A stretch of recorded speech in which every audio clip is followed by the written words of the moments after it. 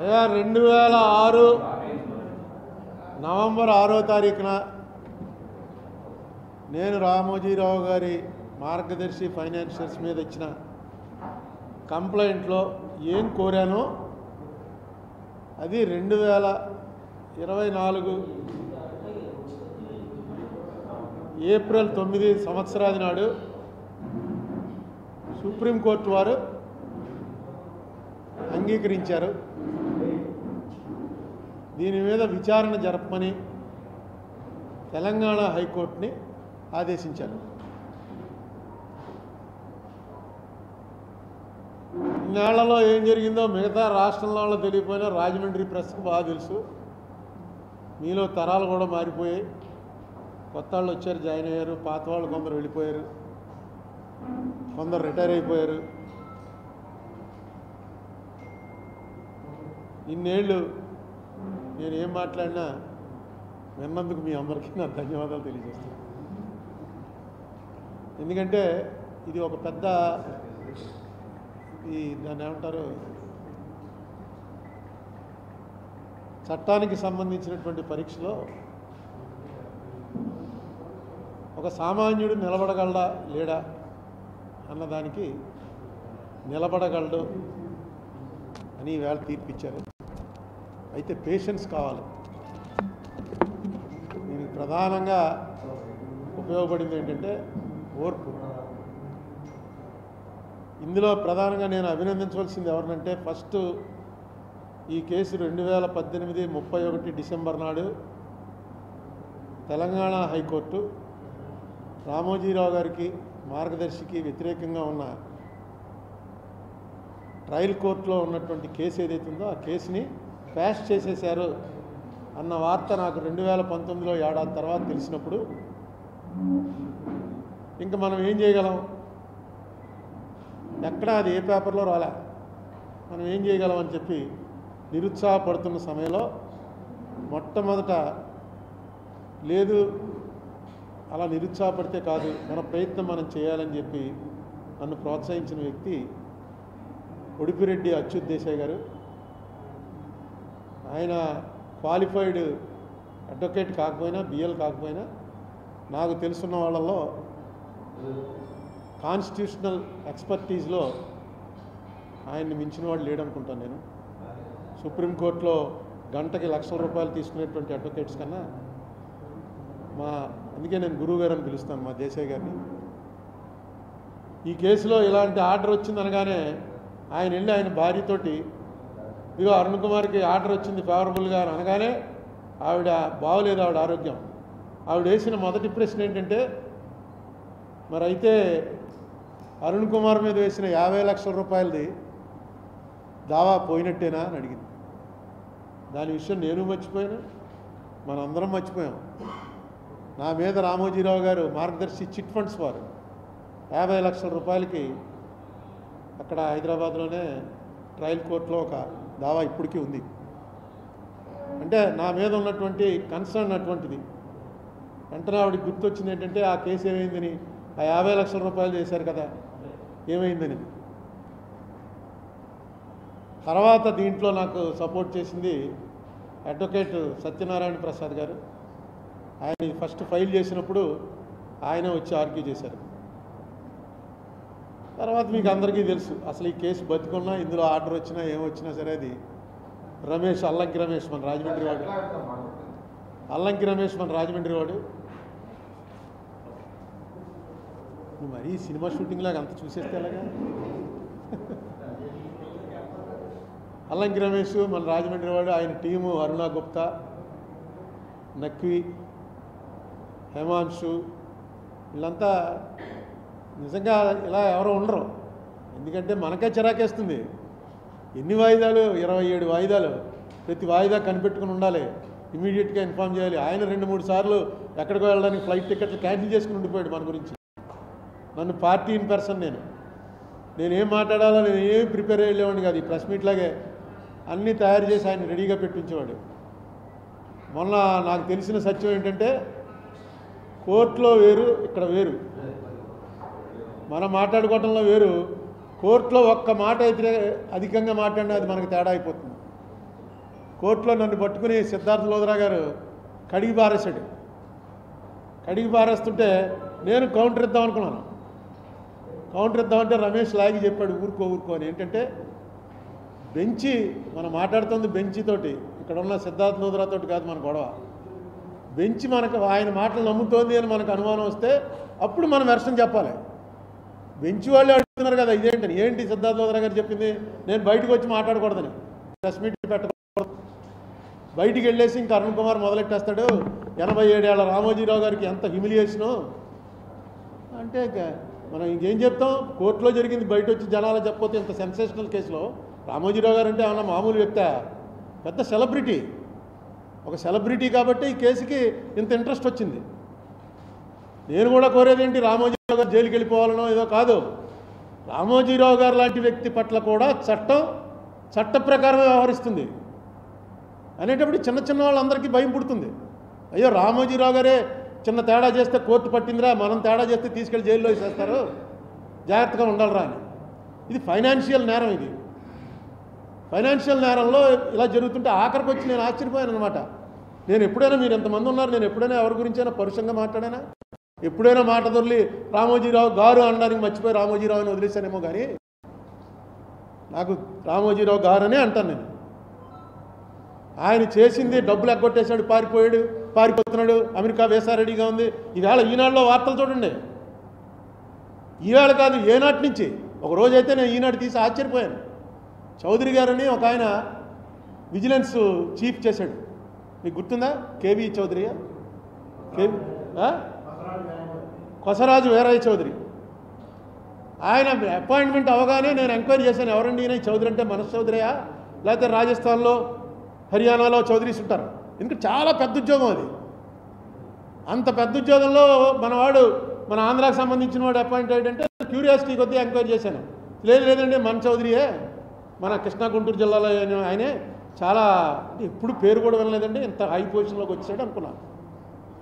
ఆయన మీద కూడా ఈనాడులో ఒక ఆర్టికల్ వస్తే నేను ఆశ్చర్యపోయి వాళ్ళని అడిగాను, ఏంటండి ఈయన కరెక్టా, ఈయన మీద ఎలా వచ్చింది ఏంటండి అంటే, రామరామ ఆయన మనం అనుకుంటుంటాం మడిగట్టుకున్నాడండి ఆయన మీద. మడిగట్టుకోవడం అంటే ఎవరిని దగ్గరికి కూడా రానివాడు అనమాట. అంత ఆనెస్ట్గా ఉన్నాయనంటే నేను ఆశ్చర్యపోయాను. ఇదేంటారా ఈనాడులో ఆయన మీద కూడా వచ్చేసింది, ఇంత దారుణంగా వచ్చిందని. మీకేదో ఆధారం దొరికిందో, మీకేదో వేయాలనిపించిందో మీరు వేశారు. మిమ్మల్ని మీ వైపు చూడటానికి ఎవరికి దమ్ము ఉండదు. మీరు ఎలా రోజు మీరు రాసే రాతలు ఎలా కావాలంటే అలాంటి రాతలు రాస్తారు. మీరు రాసిన రాతల మీదే ఒకరోజు ఎగ్జిబిషన్ పెడతాను నేను. నా మీద రాసిన రాతల మీదే ఎగ్జిబిషన్ పెడతాను. ఆ కటింగ్లన్నీ నా దగ్గర ఉన్నాయి. పెట్టి మొత్తం మీరు అందరూ వద్దురు కానీ ఇక్కడ ఎగ్జిబిషన్ పెట్టి చూపిస్తాను. అసలు ఎలాగ వార్తని దాన్ని వక్రీకరించి భావ వ్యక్తీకరణని అణగదొక్కేస్తారో ఈనాడువే ఉదాహరణలో నేను కనెక్ట్ అయినవి చూపిస్తాను మీకు. ఈవేళ అక్కడ కోర్టులో నా మీద ఏవేవో తీసి చూపించారు. నేను జస్టిస్ రజనీ గారిని తిట్టంట, కోర్టుల్ని తిట్టంట, ఏవేవో ట్రాన్స్లేషన్ అంటాం, ఇంగ్లీష్లో వాళ్ళు చూపించడం, అది బయటికి చదవకూడదు. ఈయన ఇస్తాడు, ఆయన చదువుతాడు, జడ్జి గారు చదువుకుంటున్నారు. నన్ను అడిగారు మధ్యలో, ఎందుకు ఇలా అన్నావు అన్నారు. ఏమన్నాను, నేను ఎప్పుడు అంటానండి, ఏమన్నా చెప్పండి అంటే, నో నువ్వు కొంచెం రెస్ట్రైన్ చేసుకోవాలి. అవన్నీ ఆ ట్రాన్స్లేషన్స్ అన్నీ కూడా మిస్చీఫ్ అని చెప్పాను. అది నమ్మారు కోర్టు వారు. మీరు చెప్పండి, ఇప్పుడు బయటికి వెళ్ళి నేను మాట్లాడచ్చా మాట్లాడకూడదా? మాట్లాడొద్దంటే మాట్లాడు, నేను చెప్పండి మీరు అన్నాను. నో అదేం కాదు, నువ్వు మాట్లాడు, కోర్టులో ఏం జరిగిందో చెప్పు. కొంచెం వాళ్ళు బాధపడుతున్నారు కదా అని. నాకు మాత్రం బాధ ఉండదండి. రామోజీరావు గారు నాకేమన్నా నా ఆస్తుల్లోకి ఏమన్నా వచ్చాడా, లేకపోతే నన్ను ఏమన్నా పర్సనల్గా వచ్చి నాకు అటాక్ చేశాడా? నాకెందుకు ఉంటుంది? రామోజీరావు గారు ఏమైతే నాకేముంటుంది? ఒక ఇష్యూ తప్పు జరిగింది అన్నది పట్టుకోవడానికి, లేకపోతే పాలిటిక్స్లో ఉండి ప్రయోజనం ఏంటి? ఇన్నేళ్ళు రాజకీయాల్లో ఉండి పెద్ద ఆయన తప్పు చేస్తే మనం కళ్ళు మూసుకుపోవాలా అనుకుంటే ఇంకేంటి? అందుకే ఇది రైజ్ చేయడం జరిగింది. ఇన్నాళ్ళకి నేను అడిగింది 45S వైలేషన్ గురించి. 45S రామోజీరావు గారు వైలేట్ చేశాడా లేదా, అది తేల్చండి చాలు. దాంతో మిగతా వాళ్ళు కంట్రోల్లో ఉంటారు. కానీ కోర్టు వారు ఇప్పటి వరకు ఇచ్చినటువంటి డబ్బులు ఏదైతే 2600 కోట్లు కూడా పే చేసామని వాళ్ళు చెప్తున్నారో, ఆ 2600 కోట్లు పే చేశారా లేదా కరెక్ట్గా తెలుసుకోవటానికి ఒక జ్యుడిషియల్ ఆఫీసర్, ఒక రిటైర్డ్ హైకోర్టు జడ్జిని ఎవరిని అపాయింట్ చేయండి అని మన తెలంగాణ కోర్టును ఆదేశించారు. ఆదేశించినప్పుడు వాళ్ళు అభ్యంతరం చెప్తూ, ఇది అయిపోయిన దాని గురించి మళ్ళీ దీన్ని తెరుస్తారంటే, 45S వరకు ఓకే, ఇప్పటికి వచ్చారు ఈ మాట. నేను మొట్టమొదటి నుంచి చెప్తున్నా, సిద్ధార్థ లోదరాని అనేక సార్లు కోర్టు వరండాలో కలిసినప్పుడు చెప్పాను, నువ్వు ఆ డబ్బులు గొడవ అది వదిలే, 45S వరకు మాట్లాడు, నేను ప్లీడ్ చేస్తాను కోర్టుకి. అయ్యా రామోజీరావు గారు పెద్ద ఆయన నేను జైల్లో పెట్టాలనో ఆయన ఏదో శిక్షించాలనో కోరిక కాదు, నాకు ఒక ప్రెసిడెంట్ కావాలి, ఇలా చేస్తే ఇది తప్పు అని నేనే ప్లీడ్ చేస్తాను అని సిద్ధార్థ లోదరాతో అనేక సార్లు చెప్పాను.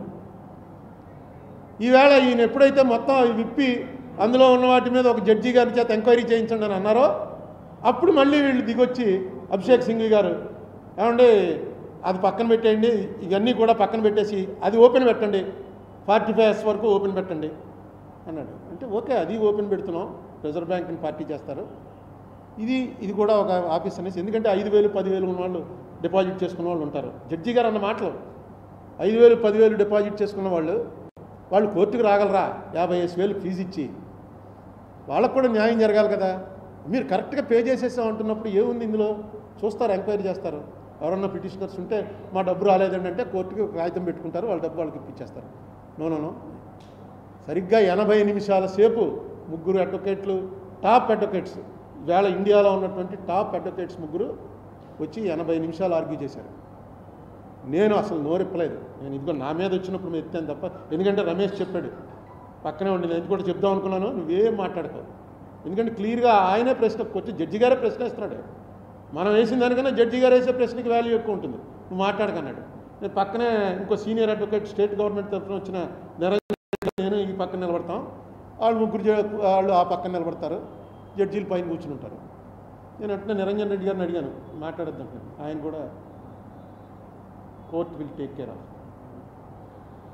అంటే నిజంగా చెప్తున్నాను, నాకు అనిపించింది ఆ ఇద్దరు కూర్చున్న జడ్జీల్లో ఒక ఆయన ఎన్టీ రామారావు ఫోన్ ఉంటాడు, ఇంకొక ఆయనకి రాజశేఖర రెడ్డి ఫోన్ ఉంటాడు. ఎందుకంటే రాజశేఖర రెడ్డికి ఫోన్ జడ్జి గారు ఏం మాట్లాడాల అలా కూర్చున్నాడు. ఎన్టీ రామారావు గారు ఆయన పెద్ద జడ్జి ఇద్దరిలో. ఆయన ప్రతి వాళ్ళు పెట్టిన అంటే అంత చదువుకుని వచ్చారు. కోర్టు ఎన్నండి మేము వేసిన పేజీలు ఎన్ని ఉంటాయనుకుంటున్నారు?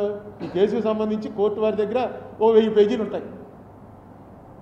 మేమేసింది, వాళ్ళు వేసిన దాని మీద మేమేసింది, మధ్యలో వచ్చి గవర్నమెంట్ వేసింది, కౌంటర్ ఎఫిడేవిట్లు ఇవన్నీ ఎప్పుడు చదివారో, ఎలా అంతా ఇచ్చేశారో, ఎవరు అసిస్ట్ చేశారో, నిజంగా గ్రేట్. వాళ్ళు చెప్పిన ప్రతి పని, ఎందుకంటే అడ్వకేట్స్ బోర్డు అంతా డబ్బులు తీసుకుని వస్తారు కాబట్టి వాళ్ళు ఎలా ట్విస్ట్ చేయాలో దాంట్లో ఎక్స్పర్ట్లు, అందుకే ఆ లెవెల్కి వెళ్ళారు వాళ్ళు. అంతంత పేమెంట్లు తీసుకునే అడ్వకేట్స్గా పెరిగారంటే అపారమైన మేధస్సు ఉండాలి.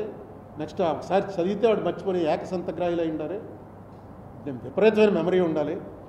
అటువంటి వాళ్ళతోటి జడ్జీలు ఈక్వల్గా వాళ్ళే మాట్లాడారు, వాళ్ళే చేస్తారు. ఈ కేసులో న్యాయం జరిగిందంటే అది నా వల్ల కాదు, state government pleader Niranjan Reddy గారో లేకపోతే గవర్నమెంట్ వారో కాదు, జడ్జీలు వారి నిజంగా వాళ్ళకి హ్యాట్స్ ఆఫ్. ఏం చెప్పారా చివరికంటే, ఇది నేను నిజంగా చెప్తున్నాను కదా, నేను ఊహించలేదు. మ్యాక్సిమం ఏమంటారంటే, సరే డబ్బులు అంతా పే చేస్తావు కాబట్టి 45S ఈజ్ ఓపెన్ అంటే దాని మీద నిర్ణయం తీసుకుంటాం. ఇప్పుడు డబ్బు ఎలా పే చేస్తారంటాడు, ఏముంది ఇంకెవరు కంప్లైంట్ లేవు, ఎవరూ మాట్లాడలేదు, 5 ఏళ్ళు అయిపోయింది. అయితే నాకు ఉంది, నేను ఎక్కువ దీన్ని డివియేట్ చేయటం, పర్సనల్గా వెళ్ళటం అనేది ఇష్టం లేక కూరుకున్నాను. కానీ నాకు ముందు నుంచి కూడా ఈ పేమెంట్ల విషయంలో ఒక అనుమానం ఉంది. ఆ అనుమానం ఏంటంటే, మా మదర్ దగ్గర నుంచే కదా ఈ కేసు ప్రారంభం. మా మదర్కి 9.5% ఇంట్రెస్ట్ ఇచ్చారు. అంటే ఆవిడ దగ్గర 84,324 రూపాయలు ఆ పాడుకున్న చీటీలో డబ్బు డిపాజిట్గా మార్చి 84,324 తీసుకుని సంవత్సరం తర్వాత మీకు 92,335 రూపాయలు ఇస్తాం అని చెప్పి ఒక సర్టిఫికెట్ ఇచ్చారు. మీకు చూపించాను చాలాసార్లు, అది చూశారుగా చాలామంది, అందరూ డిపాజిట్ సర్టిఫికెట్. అంటే 9.5% ఇంట్రెస్ట్ మా మదర్కి ఇచ్చారనమాట. అదే ప్రకారంగా అదే ఇంట్రెస్ట్ రేట్లో లెక్క చూసుకుంటే వీళ్ళు పే చేసేసాం 2,541 కోట్ల రూపాయలు 31 మార్చి 2007 నాటికి మా అవుట్ స్టాండింగ్ లైబిలిటీ. ఇది కోర్టులో వారు వేసినటువంటి ఎఫిడవిట్.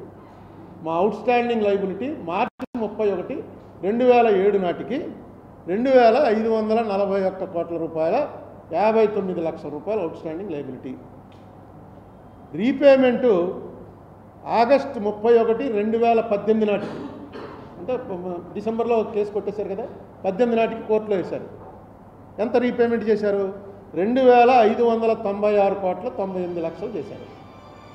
ఇంకొక 5 కోట్లు ఆ రీపేమెంట్ ఎవరు తీసుకోలేదని ఆయన దగ్గర ఉండిపోయింది, ఎస్క్రో అకౌంట్లో ఉందని చెప్పారు. అంటే మొత్తం ఇంట్రెస్ట్ ఎంత పే చేశారంటే 55 కోట్ల 39 లక్షల రూపాయలు ఇంట్రెస్ట్ నేను పే చేసినట్టుగా లెక్కనమాట. వాళ్ళ లెక్క చెప్పలేదు, క్లియర్గా రాశారు ఏమని, మొత్తం ఇంక్లూడింగ్ ఎక్యూర్డ్ ఇంట్రెస్ట్ మేము అందరికీ పే చేసాం అని ఎఫిడవిట్ వేశారు. ఎక్యూర్డ్ ఇంట్రెస్ట్ అంటే మనకు యాక్చువల్గా 2007 నాటికి అయిపోయింది అనుకోండి, అది మా మదర్ది 2007 నాటికి అయిపోయింది. అదే 2009 దాకా పే చేయలేకపోయారు అనుకోండి, మూసేశారు కాబట్టి ఆ 2 ఏళ్ళ ఇంట్రెస్ట్ కూడా కలిపి, ఎక్యూర్డ్ ఇంట్రెస్ట్ కూడా కలిపి పే చేసాం అని దీని అర్థం. కానీ నేనేమనుకుంటానంటే ఆ ఎక్యూర్డ్ ఇంట్రెస్ట్ కలిపి పే చేస్తే ఎంత అవుతుందని లెక్క చూశాను. వీళ్ళు 55 కోట్ల రూపాయలు కడితే అది దాదాపు 900 కోట్ల రూపాయలు అవుతుంది నా కాకి లెక్క, ఇంకా ఎక్కువ అవ్వచ్చు. ఒక 900 కోట్ల రూపాయల ఇంట్రెస్ట్ పే చేయవలసి ఉంటుంది. ఎందుకంటే 2007లో ఇద్దామన్న వాళ్ళకి 8కో 9కో 10కో ఇచ్చారనుకోండి, ఆ 3 ఏళ్ల ఇంట్రెస్ట్ కూడా పే చేయాలి 9.5% చొప్పున. అంటే వాళ్ళు ఎంత ప్రామిస్ చేశారో అంత. అది నాకు వచ్చింది. కానీ దీన్ని ఎక్కడ ప్రొలాంగ్ చేసుకుంటూ లాక్కుంటూ వెళ్తాం, ప్రతిదానికి ఈ ఆడికి ఇచ్చావా వీడికి ఇచ్చావా, ఎవరో కంప్లైంట్ ఇవ్వట్లా. ఆయన మాటి మాటికి చెప్పేది అదే, ఎవడో 2,000 రూపాయలు ఎక్కువ వచ్చిందని ఎవరు పట్టించుకోలేదు. ఎందుకంటే ఇవి వస్తే చాలరా, చచ్చినట్టు పెళ్ళికి వచ్చిందే కట్నం అని ఎంతో కొంత వస్తే చాలు. పాప రామోజీరావు గారు మనకు కరెక్ట్గా పే చేస్తుంటే అరుణ్ కుమార్ అనేవాడు ఎవడో వచ్చి మీద పడి మొత్తం ఆఫ్ చేయించేశాడు అని నన్ను తిట్టుకుంటూ ఎంత ఇస్తే అంత తీసుకున్నారు. అయితే యాజ్ పర్ లా అయితే మాత్రం ఎక్యూర్డ్ ఇంట్రెస్ట్తో కలిపి మేము పే చేసామని వాళ్ళు కమిట్ అయ్యారు. కాబట్టి అలా ఎవరికైనా తేడాలు ఉంటే ఆ తేడాలన్నింటినీ కూడా పరిశీలించమని సుప్రీంకోర్టు వారు హైకోర్టును ఆదేశిస్తూ దీనికోసం ఒక ప్రత్యేకంగా ఒక రిటైర్డ్ జడ్జి స్థాయి జ్యుడిషియల్ ఆఫీసర్ని నియమించండి అని చెప్పారు. జ్యుడిషియల్ ఆఫీసర్ గారు వచ్చి అక్కడ కూర్చోగానే వెంటనే మన వాళ్ళందరూ ఆయన కాగితం ఎలా పెట్టుకోవాలో కూడా తెలియదు. ఎందుకంటే జ్యుడిషియల్ ఆఫీసర్కి జ్యుడిషియల్ ప్రాసెస్ ఉంటుంది, ఆ ప్రాసెస్లోని కాగితాలు పెడితేనే వాళ్ళు అంగీకరిస్తారు. మీకు 1,500 రావాలి, ఏం పెడతారు? మీరు వెళ్ళి హైకోర్టులో, తెలంగాణ హైకోర్టుకి వెళ్ళి నాకు ఇంకా 1,500 బ్యాలెన్స్ ఉందండి అని ఏం పెడతారు? అందుకని నేను అలాంటి వాళ్ళ కోసం, ఎందుకంటే కోర్టు వారు నన్ను ఏం చెప్పారు, అసలు నేను నిన్నటి నుంచి నా పాత్ర అయిపోయింది. గవర్నమెంట్లు వచ్చాయి, 2 గవర్నమెంట్లు. కింద కోర్టులో వేసినటువంటి కృష్ణరాజు గారు వేసినటువంటి కేసుని హైకోర్టు కొట్టేసింది, హైకోర్టు కొట్టేసిన కేసుని సుప్రీంకోర్టు కొట్టేసింది. లేదు, ఈ కేసు కొట్టేయడం అనేది దాన్ని రిమాండ్ చేస్తున్నాం అంటారు, అంటే మళ్ళీ వెనక్కి పంపిస్తున్నాం అంటూ Arun Kumar will also assist the court. Arun Kumar వెళ్ళి కోర్టుని అసిస్ట్ చేస్తాడు ఈ విషయంలో అని నాకు వెసులుబాటు ఇచ్చారు.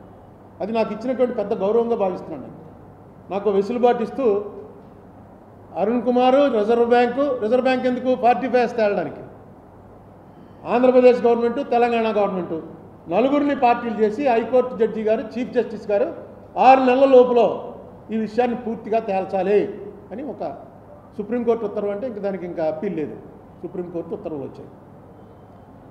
నేను నా అసిస్టెంట్ నేను ఏం చేయాలి? అక్కడికి వెళ్ళి పార్టీ ఫేస్ రిజర్వ్ బ్యాంక్ వారు తెలుస్తారు, ఈ కట్టిన డబ్బులు ఇచ్చారో లేదో వాళ్ళు ఆంధ్ర తెలంగాణ గవర్నమెంట్లో వస్తాయి చెప్తాయి.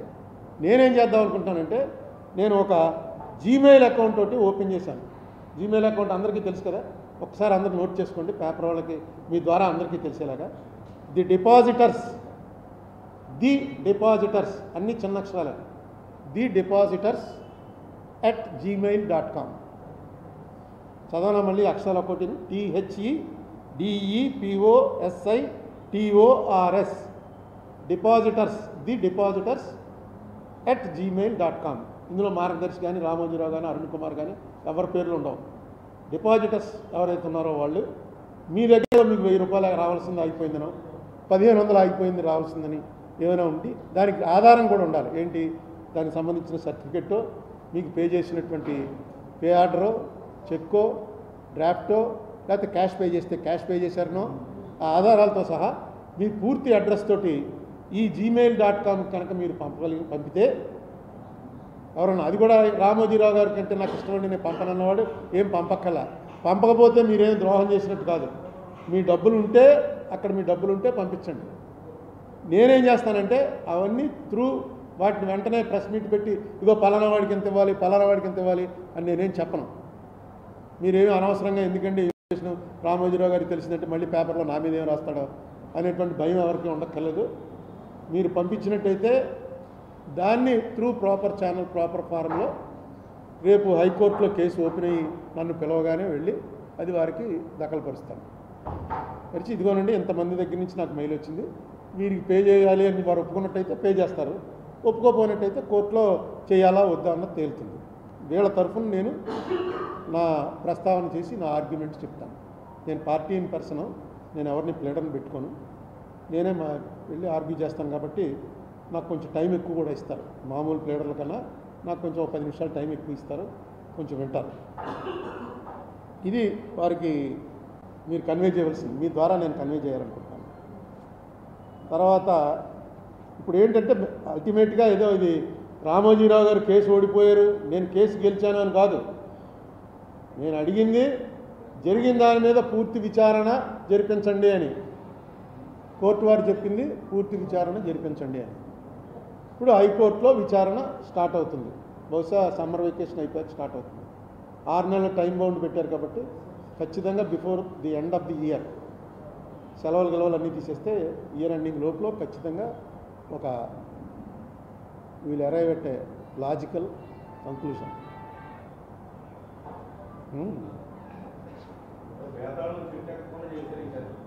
బేతాళుడు చెట్టు ఎక్కకుండా చేసింది నేను కాదు, జడ్జీలు చేసింది.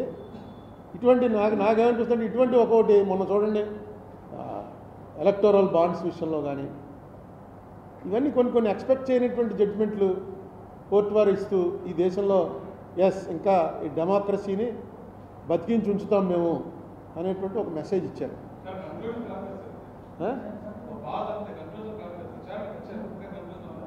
ఏమంటే విచారణ వద్దు అని ఎప్పుడు అంటారు మీరు?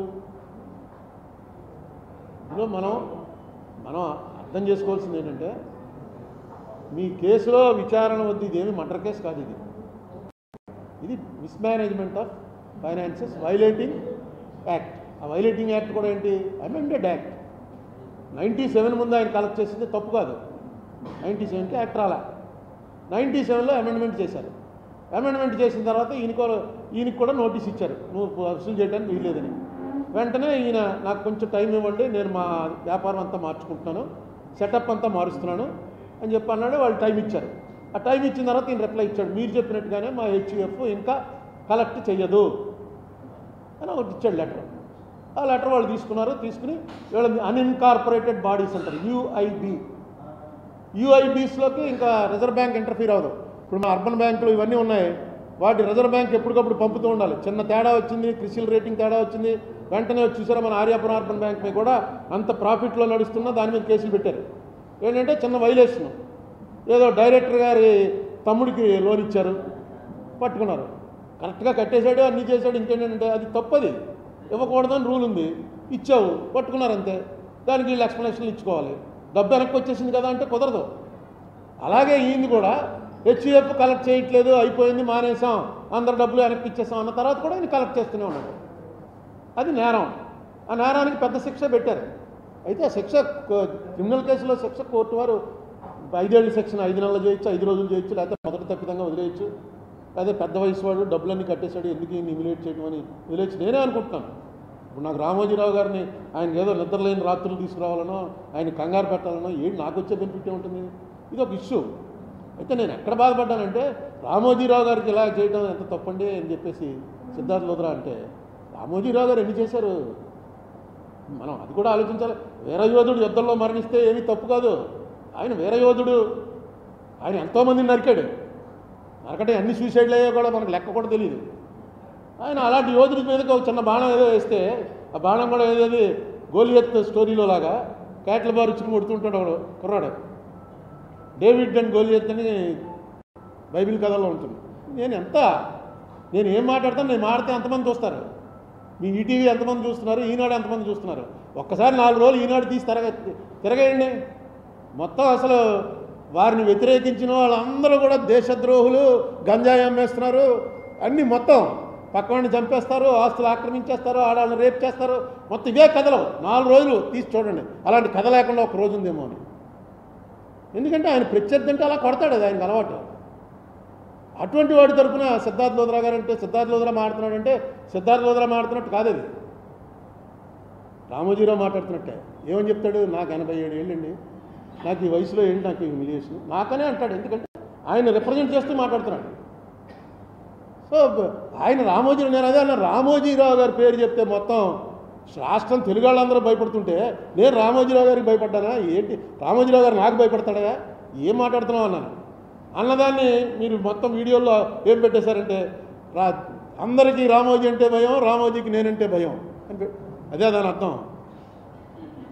ఏం చేస్తాం, అది ఇప్పుడున్న సోషల్ మీడియాలో ఉన్న ట్రెండ్. దాని ఏమన్నా వీళ్ళందరూ ఎవడెవడు పెట్టాడు, వాళ్ళందరూ పేర్లు రాసి వీళ్ళందరూ తప్పు చేశారండి. గ్యాగ్ ఆర్డర్ అడిగారు, అది గ్యాగ్ ఆర్డర్ అంటే నోరు మూసేయాలి. ఆ విషయం నేను ఎత్తకూడదు అనమాట. ఈ మార్గదర్శి విషయం ఎత్తకూడదు అని ఒక ఆర్డర్ ఇవ్వండి.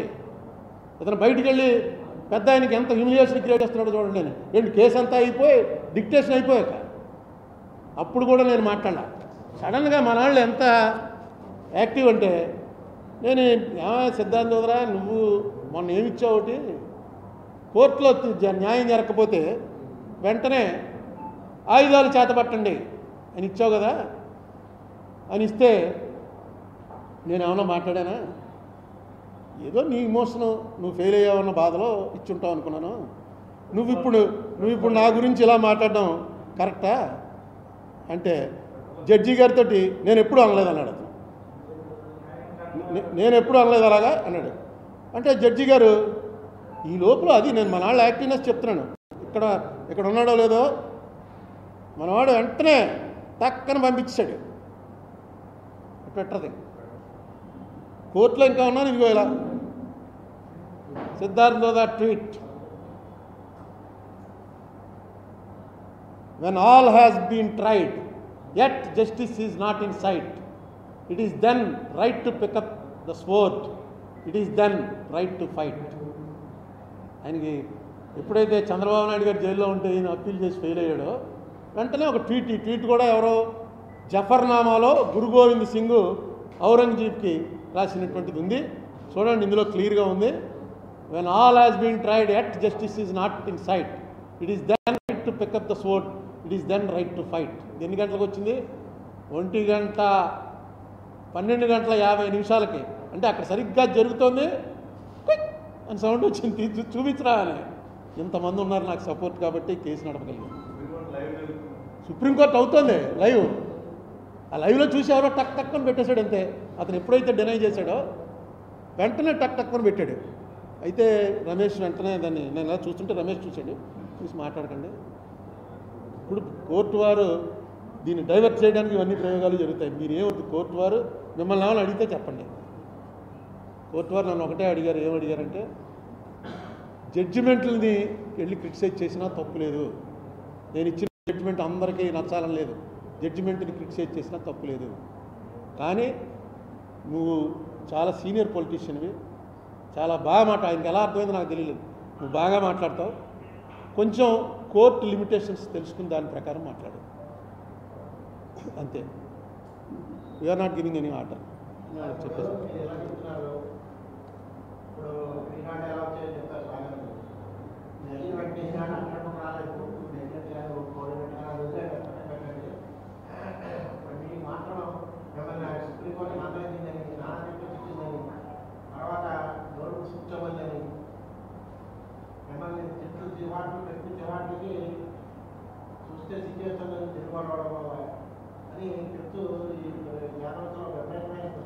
ఏమంటే వాట్సాప్ యూనివర్సిటీలో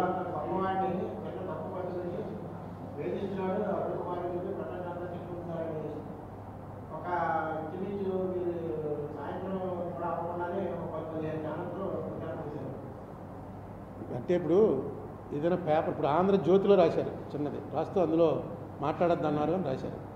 ఆంధ్రజ్యోతి ఒక రిప్యూటెడ్ పేపర్ కాబట్టి అందులో రాసింది మనం పరిగణలోకి తీసుకోవాలి. తప్పని ఇప్పుడు ఆంధ్రజ్యోతి వాళ్ళు ఎవరున్నారో అది వాళ్ళు రేపు రాస్తారు, ఇలా చెప్పాడు. అది వాళ్ళకి అక్కడి నుంచి వచ్చిన రిపోర్ట్, ఆ రిపోర్టర్ అభిమానం ఉండొచ్చు. ఇప్పుడు రామోజీరావు గారికి చాలామంది అభిమానులు ఉన్నారు. నేను ఆఫ్టర్ ఆల్ గారిని నాకే ఇంతమంది ఇలా వెంటనే పంపించేటువంటి ఫ్రెండ్స్ ఉంటే రామోజీరావు గారిది ఎంత సెటప్, ఎన్నేళ్ళ నుంచి, అదే కదా నేను పడుతున్న బాధ. ఇదే ఇంకోటి చేస్తుంటే నేను ఇంత పట్టించుకోను. ఒక పెద్దవాడు ఎప్పుడు 3 సార్లు చెప్పాను ఇక్కడ, యద్యదాచరతి శ్రేష్టస్తత్త దేవేతరో జన సయత్ ప్రమాణం కురితే లోకస్తదనువర్తతే. ఒక ఉత్తమమైన ఉన్నతమైన స్థానంలో ఉన్నవాడు తప్పు చెప్పకూడదు, తప్పు చేయకూడదు. ఎందుకు చేయకూడదంటే వీడిని ఇమిటేట్ చేసేవాళ్ళు చాలామంది ఉంటారు. ఆయనే చేశాడండి, తప్పే ఉందండి, అంత పెద్దవాడే చేశాడండి. ఈయన రామోజీరావు గారు ఏంటి, రోజు లోకం ఎలా నడవాలో నిర్దేశించేటువంటి వ్యక్తి. ఎవరు పొద్దున్న తూర్పున ఆయన రేపు పడమటను ఉదయించిన సూర్యుడు అని చెప్పి టప్పని చెప్పి హెడ్డింగ్ పెడితే 50% నమ్మే జనం ఉన్నారు. ఈనాడులో రాశారండి. ఈనాడులో రాసిన తర్వాత ఏదో ఎక్కడో ఉదయించుంటాడు, పడమట ఉదయించుంటాడు, లేకపోతే వాళ్ళు ఎందుకు రాస్తారండి? ఆ క్రెడిబిలిటీ సంపాదించుకున్నాడు ఆయన. ఆ క్రెడిబిలిటీ సంపాదించుకున్న వ్యక్తి దాన్ని మిస్యూజ్ చేస్తున్నప్పుడు మనం నిలబెట్టలేకపోతే ఆయన ఏవైతే మనకి చెప్పాడో వాటిని ఆచరించినట్టు లెక్క. ఆయన రోజు చెప్తూ ఉంటాడు, ఎక్కడైనా సరే తేడా ఉంటే ఎతికి పట్టుకోవాలి, కొట్టాలి, జనం ఎలా ఉండాలి, డెమోక్రసీలో ప్రజలు ఎలా ఉండాలి, అన్ని ఎత్తబోదులు ఆయనే చేస్తూ ఉంటాడు. దాని ప్రకారమే నడిచాను నేను. నేను ఎప్పుడైనా చెప్పి రామోజీరావు గారు పారిపోతున్నాడు, రామోజీరావు గారికి రెడీగా పాస్పోర్ట్ వీసా పెట్టుకుని అందరికీ ఎగ్గొట్టి పారిపోతున్నాడు, లేదు రామోజీరావు గారు కట్టలేడు అని ఎప్పుడైనా చెప్పానా? చెప్తే అది ఏదైనా తీసి చూపించండి, క్షమాపణ కోరుతాను. అయ్యో ఇలా నేను చెప్పాను, ఎప్పుడు చెప్పాను, ఏ ఆవేశంలో చెప్పాను అని నేను చెప్పను. ఎందుకంటే నాకు అవసరం లేదు. ఇప్పుడైతే ఇంకా అసలు అవసరం లేదు. ఇప్పుడు నేను ఏ పార్టీలోనూ లేను, ఎలక్షన్లు పోటీ చేయను, ఏ పోస్ట్కి వెళ్ళను. ఖాళీగా ఏదో మీరు రాజమండ్రిలో ఎంతమంది ఫ్రెండ్స్ ఉన్నారు కాబట్టి ప్రెస్ మీట్లు. 10 ఏళ్ళు అయిపోయి ఎంపీ, 10 ఏళ్ల క్రితం ఎంపీలు ఎవడ గుర్తున్నాడు ఎవరికైనా? నేను గుర్తున్నానంటే మీ వల్లే. మీరు నాకు ఇంపార్టెన్స్ ఇస్తున్నారంటే రామోజీరావు వల్ల. అంతే. ఇందులో ఎవరికి తెలియదు ఉంది, రామోజీరావు అనేటువంటి ఒక అత్యంత బలవంతుడైనటువంటి వ్యక్తితోటి ఒక సాధారణమైన అరుణ్ కుమార్ అన్నవాడు కలపడ్డాడు కాబట్టే అరుణ్ కుమార్ అన్న పేరు ఎవరికైనా నలుగురికి ఇంకా గుర్తుంటుంది. ఇది అందరికీ తెలుసున్నదే. రామోజీరావు గారు అన్నవాడు తప్పు చేయకూడదని నేను ఇప్పటికీ కోరుకుంటున్నాను. ఇది తప్పు చేయలేదు అతనని చెప్పాలనే కోరుకుంటున్నాను. ఎందుకంటే నెమ్మదిగా ప్రజలకి నమ్మకాలు పోతాయి. రోజు మంచి చెప్పేవాడు పరమ దుర్మార్గుడా, ఇది ఎక్కడ దారుణంరా బాబు అని. నేను రామోజీరావు గారిని శిక్షించాలని ఎప్పుడు చెప్పలే. దానికి 2 ఏళ్ళు జైలు శిక్ష ఉంది. నన్ను అడుగుతూ ఉంటారు, దీనికి ఏంటండి కేసుని? 2 ఏళ్ళు జైలు శిక్ష అంటే వెంటనే వాట్సాప్లో వచ్చేస్తుంటాయి, 2 ఏళ్ళు జైలు తప్పదు, రామోజీరావుకి తప్పదు అని. ఏం చేయను? బాలకృష్ణకి బట్టలు ఇప్పేసిన ఉండవల్లి, పక్కనే పవన్ కళ్యాణ్ పక్కపక్క అంటే నాకే ఆశ్చర్యం చూసాను. బాలకృష్ణ నాశనం, ఎప్పుడు బాలకృష్ణ టాపిక్కే రాలేదు ఏంటిదని. అంతే పెట్టేస్తున్నారు. ఏవో మీకే తెలియాలి. అది ఆ స్ట్రైకింగ్ బట్టి దాన్ని వ్యూయర్షిప్ని బట్టి పేమెంట్ వస్తుంది యూట్యూబ్ నుంచి అని. వ్యూయర్షిప్ రావాలంటే నేను మాట్లాడినట్టు పెడితే రాదు కాబట్టి ఏదో తేడా ఎడ్డింగ్ పెడితే వస్తుంది. ఇదిగో మానాడు పెట్టాడు ఒకసారి, పెడితే ఒక ఆయన నాకు శత్రువు అయిపోయి ఇప్పటికీ రోజు తిడుతూ ఉంటాడు. హెడ్డింగ్ వేరు, అసలు లోపల నేను ఏమన్నా ఆ మాట. ఆయన హెడ్డింగ్ వాళ్ళకి టైం ఉండదు, హెడ్డింగే చూసుకుంటారు. హెడ్డింగ్ చూసుకుని శత్రువు అయిపోయాడు అంతే. రోజు అతను వచ్చాడంటే మొట్టమొదటి అసలు ఈ ప్రపంచం ఇలా అన్యాయం అయిపోవడానికి కారణం ఏంటంటే అరుణ్ కుమార్ అంటాడు. సర్వనాశనం చేస్తాడు అరుణ్ కుమార్ ఈ దేశాన్ని అంటాడు.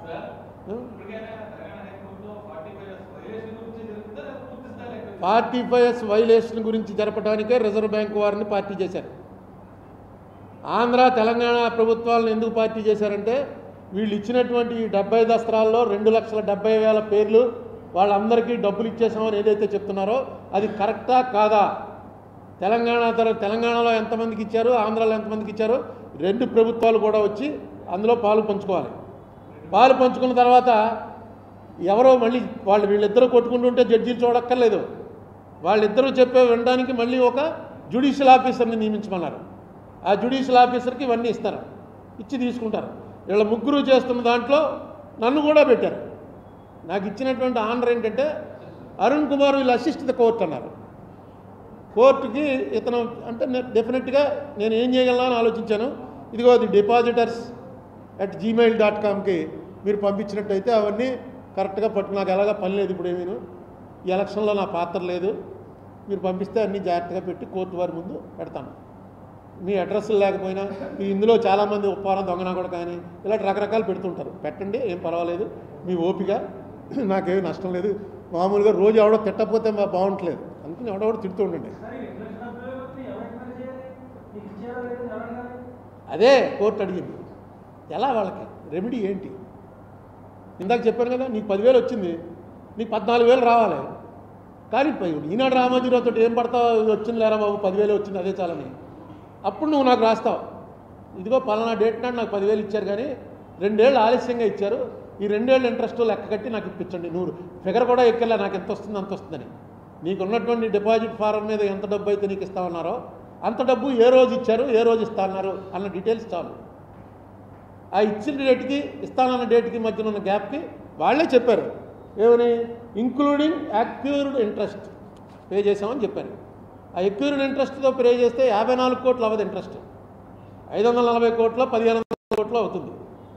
అందుకని నాకు అప్పటి నుంచి అనుమానం ఉంది. ఇప్పుడు కోర్టు వారే డైరెక్ట్గా చెప్పారు కాబట్టి ఇప్పుడు మళ్ళీ కొత్తగా ఈ విషయం తీసుకొచ్చి దీని మీద మళ్ళీ సంవత్సరాలు ఏం నడుపుతామని ఇప్పుడు కోర్టు వారు అన్నీ మొత్తం దీనికి సంబంధించిన మొత్తం విచారణ ఈ కోర్టు సుప్రీంకోర్టు ఇచ్చిన జడ్జిమెంట్లో మొత్తం విచారణ జరుగుతుంది. వస్తే ఇవ్వాల్సి ఉంటే వస్తారు, లేదు ఇచ్చేసాడు అనుకోండి. ఆయన మీకు 2 ఏళ్ళు ఆలస్యంగా మొత్తం ఇంట్రెస్ట్తో డబ్బు పే చేసాడండి. పే చేసేస్తే ఎక్కువ అవ్వాలి ఇక్కడ.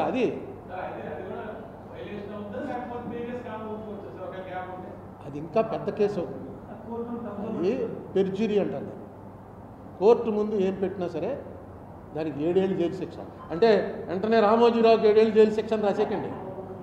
పెర్జురీ ప్రూవ్ అయితే, పెర్జురీ అంటే కోర్టు ముందు ఏదైనా తప్పుడు స్టేట్మెంట్ ఇస్తే, మొన్న ఎందుకు ఈ రజనీ గారి కోర్టులో కొట్టించేశారే మన ఈ కేసు, రజనీ గారి కేసు కొట్టేసాకే మనం దిగింది ఇందులోకి 2018.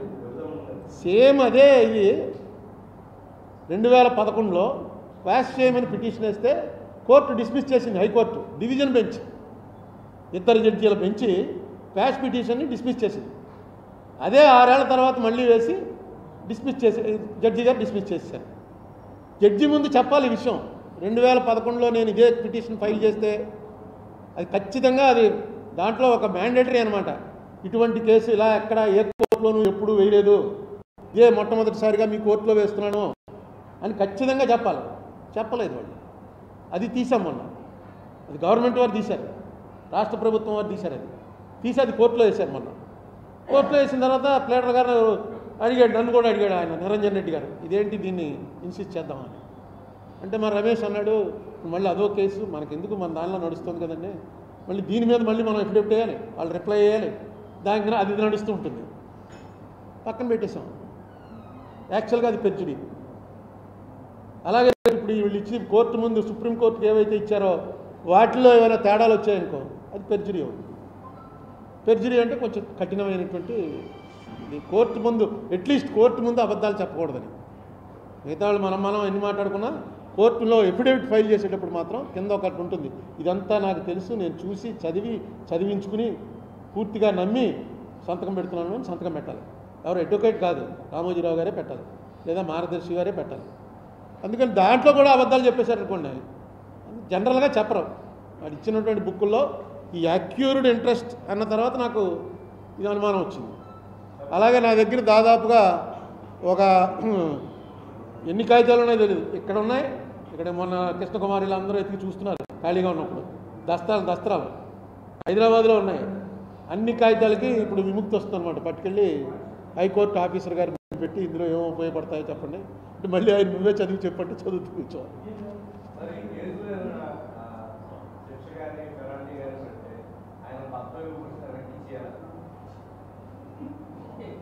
ఏదో ఇప్పుడు నువ్వు ఈ వాట్సాప్ యూనివర్సిటీ గురించి అడక్క క్వశ్చన్ ఏమో ఇప్పుడు ఇలాంటిది నా దృష్టిలో ఉన్నాయేమో తెలియదు, ఫస్ట్ ఆఫ్ ఇట్స్ కైండ్ కేసే. ఇటువంటి పర్సనాలిటీ నేను ఇంత ముందు కూడా చాలాసార్లు చెప్పాను, ఇండియాలో ఒకే వ్యక్తి ఇంత పవర్ఫుల్ వ్యక్తి నేను ఇంకోటి చూడాలి అంటే ఈయన ఇప్పటివరకు చూడలేదు, నేను టీవీలో వాటిలో చూశాను. రామోజీరావు గారి కన్నా పవర్ఫుల్ వ్యక్తి ఇంకొకళ్ళని నాకు కనపట్లేదు. మీకు ఎవరికైనా కనపడచ్చు, ఎందుకంటే అన్ని పార్టీల్లోనూ ఆయనకు ఆ పలుకుబడింది. అటువంటి వ్యక్తి కాబట్టే ఈ కేసు మీద ఎంత ఇంట్రెస్ట్ నేను చూపించాను, మీరు చూపించాను. ఇదే మామూలుగా ప్రకాశ్ నగర్లో అప్పలకొండ ఉన్నాడు కానీ వాడు చాలా డబ్బులు దొబ్బేస్తున్నాడు అంటే పోలీస్ స్టేషన్లో కంప్లైంట్ చేయని పోతారు, అంతే కదా. మాకేం పని లేదనుకుంటున్నావా, మీరు వచ్చి ఒక్కసారి ఆ కెమెరా ఫోటో తీయాలన్నా డబ్బులు తీసుకుంటున్నట్టుగానే అంత దోపిడీ చేసేస్తున్నాడు అంటే ఎవడైనా వెళ్తాడా? ఆయన కాబట్టే దీనికి ఇంత ఇంపార్టెన్స్ వచ్చింది. పరువు నష్టం అంటే అది వెళ్ళి దాన్ని అడ్వాన్స్ చేయించుకుని ఇప్పుడు కాదు, ఎప్పుడైతే Jaganmohan Reddy government chit fund, నా మీద పరువు నష్టం దావా వేసింది చిట్ ఫండ్ వారు, ఫైనాన్షియర్స్ వారు కాదు, మార్గదర్శి చిట్ ఫండ్ కంపెనీ వారు నా మీద పరువు నష్టం దావా వేస్తూ ఏం చెప్పారంటే, ఎవడో రామోజీరావు ఏదో అన్నాడని నువ్వు మా మార్గదర్శిని తప్పు పడతావా? అందులో అంటే రామోజీరావుకి మాకు ఏ సంబంధం లేదు, రామోజీరావు అన్నాడని నువ్వు ప్రెస్ మీట్ పెట్టి మమ్మల్ని ఏమో మార్గదర్శి చిట్ ఫండ్స్ తప్పులు చేస్తున్నావు. దానికి ఈ 2 ఏళ్ల క్రితం అనుకుంటాను ఇక్కడ గవర్నమెంట్ వారు ఎవరైతే అఫిడవిట్ చేశాడో ఆయన్నే పిలిచి ఇంట్రాగేట్ చేశారు. ఆయన ఇంట్రాగేషన్లో ఒప్పుకున్నాడు. ఎవరయ్యా మీ బాస్ అంటే రామోజీరావు, మీ చైర్మన్ ఎవరో రామోజీరావు, అన్నీ రికార్డ్ అయి ఉన్నాయి. అది పట్టుకెళ్ళి ట్రయల్ కోర్టులో వేసి ట్రయల్ స్టార్ట్, అది కూడా చేస్తాను. ఇప్పుడు అలాగా ఖాళీగానే ఉన్నాను కదా.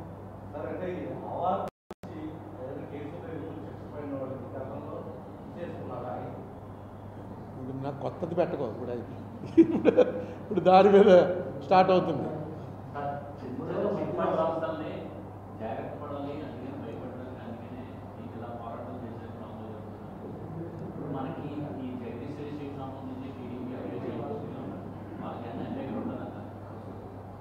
అంటే అసలు మన ఆంధ్రప్రదేశ్లో నాకు తెలిసి చిట్ ఫండ్ యాక్ట్ ఎవడో ఫాలో అవట్లా. జగదీశ్వరి చిట్టే కాదు, ఏ చిట్ ఫండ్ యాక్ట్ వాడు, చిట్ ఫండ్ కంపెనీ వాడు చిట్ ఫండ్ యాక్ట్ని ఫాలో అవ్వట్లేదు.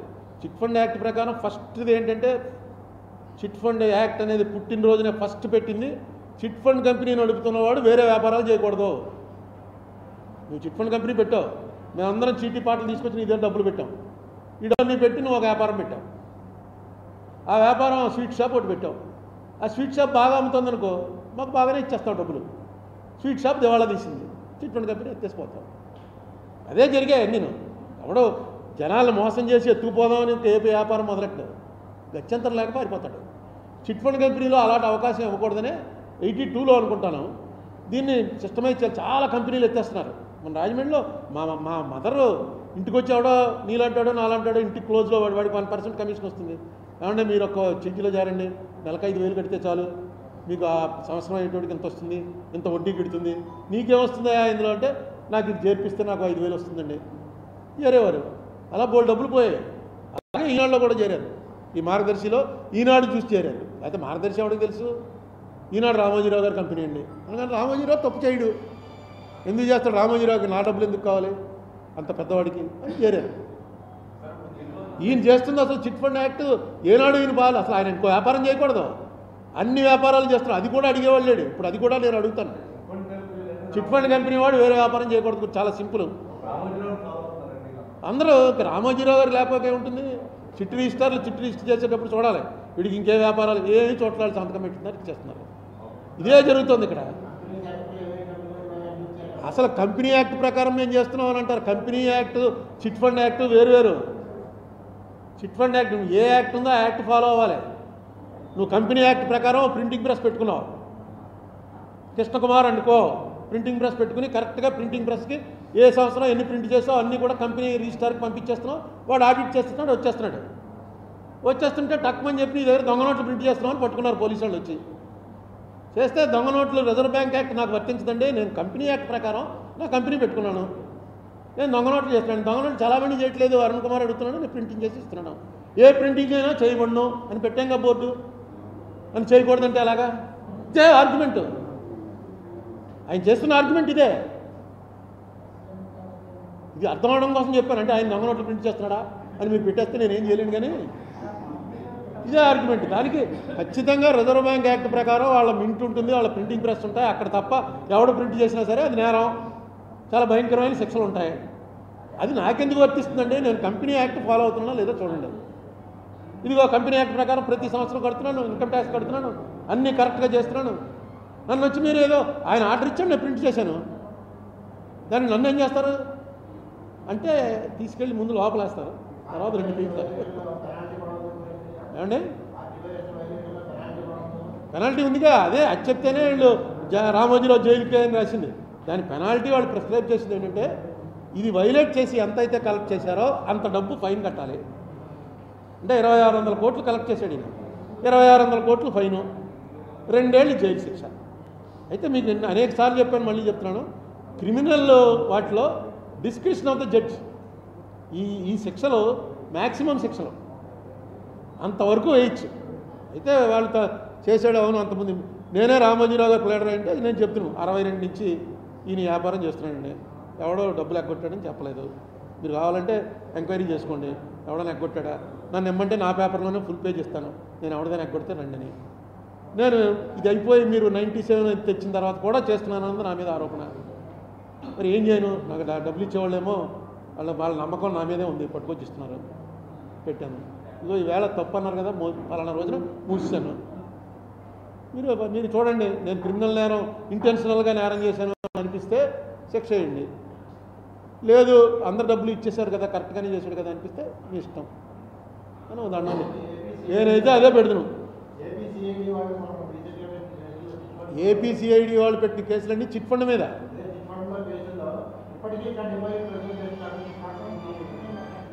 చేస్తున్నారండి. మీకు గవర్నమెంట్ వారు పెట్టేటప్పుడు అక్కడ కేసు ఉంటేనే పెడతారు. రామోజీరావు గారు పేపర్లో రాసేసినట్టుగా గవర్నమెంట్ వారు రాయటం కుదరదు. మీరు ముందు అందరూ తెలుసుకోండి, అది తెలుగుదేశం గవర్నమెంట్ అవని, కాంగ్రెస్ గవర్నమెంట్ అవని, వైసీపీ గవర్నమెంట్ అవని, గవర్నమెంట్లో ఒక ఆఫీసర్ ఒక కేసు పెడుతున్నాడంటే ఆ కేసులో సబ్స్టెన్స్ ఉంటేనే పెడతాడు, లేదా వాడి జీవితం పోగొట్టుకోవడానికి సిద్ధపడి పెడతాడు. ఎందుకంటే వాడిని అన్నీ రాయాలి. ఇప్పుడు ఈ స్కాముల కేసులు అవి పెట్టేశాడండి, జగన్ ఫోన్ చేసి చెప్పేశాడండి, చంద్రబాబు పెట్టేయమన్నాడండి, ఇవన్నీ ఉత్తినే పేపర్లో, ఈనాడులోనూ మిగతా పేపర్లో రాసేవి తప్ప వీళ్ళు పెట్టేయమంటే పెట్టేయడానికి అక్కడ ఆఫీసర్లు ఏమి ఈ గవర్నమెంట్ ఉంటుందో ఇంకో గవర్నమెంట్ ఉంటుందో ఎవరికి తెలుసు. చిట్ ఫండ్ కంపెనీ మీద పెట్టిన కేసులు 100% కరెక్ట్. ఇదే నేను చెప్పినందుకు నా మీద డెఫినేషన్ కేసు వేశారు. ఇదే నేను 2007లో చెప్పాను. చిట్ ఫండ్ కంపెనీ యాక్ట్ వాళ్ళు ఫాలో అవ్వట్లేదు, చిట్ ఫండ్ యాక్ట్ ప్రకారం ఖచ్చితంగా డబ్బు తీసుకెళ్ళి బ్యాంకులో పెట్టాలి, వాళ్ళు ఏనాడు బ్యాంకులో పెట్టలేదు. ఇక అంతకన్నా వైలేషన్ ఉంటుంది. ఆ డబ్బే తీసుకొచ్చి మార్గదర్శి ఫైనాన్షియర్స్ అన్న దాంట్లో పెట్టారు, ఆ డబ్బే తీసుకెళ్ళి ఉషోదయాలో పెట్టారు. రామోజీ ఫిల్మ్ సిటీ ఎలా కొన్నారు? ఈ డబ్బుతోటే కొన్నారు. ఈ డబ్బు ఎవరిది? ప్రజలది. ప్రజలకు వడ్డీ ఇచ్చేసాం కదా అంటున్నారు కింద ఆవిడికి.